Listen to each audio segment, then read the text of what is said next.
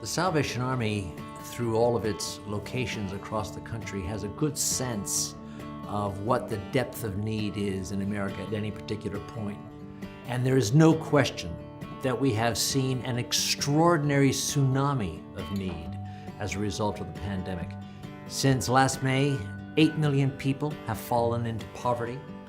10 million people have lost their jobs.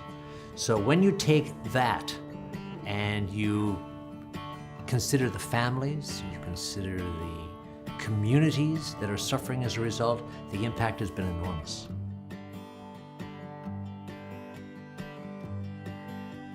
I think the best way to describe it on average would be an individual who has a family, living in a rented home, living from paycheck to paycheck, perhaps in the hospitality industry, where any disruption in their income flow will cause them to slip into poverty, lose some of the things that are sustaining them. And that's exactly where the Salvation Army can be of help.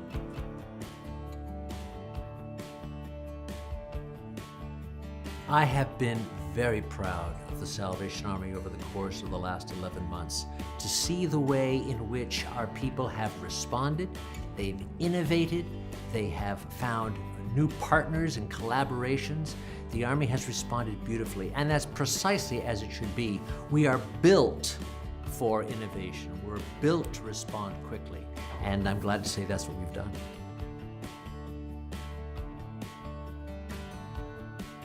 We simply could not do what we do were it not for the Army behind the Army, and that Army is the American people.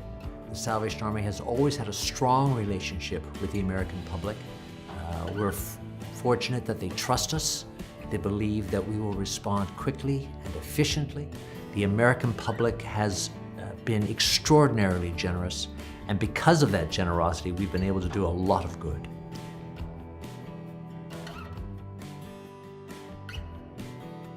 The ability to scale up what the Salvation Army does with virtually no preparation time was a real win for us.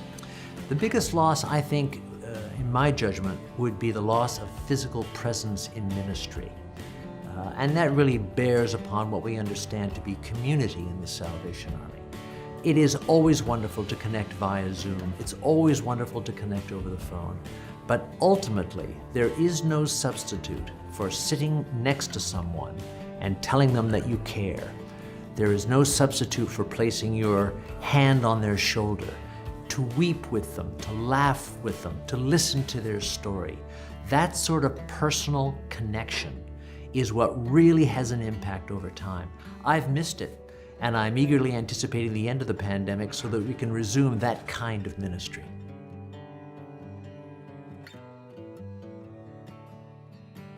Every Salvation Army officer has been called by God to express their faith in ministry, both spiritual and physical.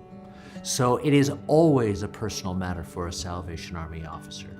Every person who walks in the door is not only someone in need of food or clothing or shelter, they're a soul. They're an individual with hurts and needs and desires. That holistic approach makes everything that the Salvation Army does a very personal matter.